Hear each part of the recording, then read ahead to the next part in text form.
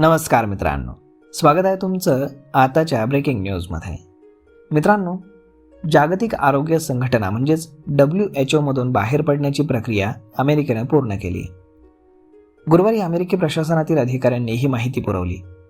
सुमारे 78 वर्ष या देशाची WHOशी असलेली कटिबद्धता या निमित्तानं संपुष्टात आली. राष्ट्राध्यक्ष ट्रम्प यांनी सुमारे 1 वर्षांपूर्वी पदग्रहणाच्या पहिल्याच दिवशी याबाबत घोषणा केली होती.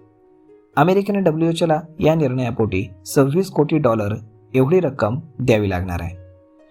संयुक्त राष्ट्राची आरोग्य संघटना असलेल्या WHOला अमेरिका मोठ्या प्रमाणामध्ये निधी पुरवत होती. संघटनेच्या एकूण निधीपैकी सुमारे 18% निधी एकट्या अमेरिकेचा होता. यामुळे आता या संघटनेच्या खर्चावरती बऱ्याच मर्यादा येणार आहेत.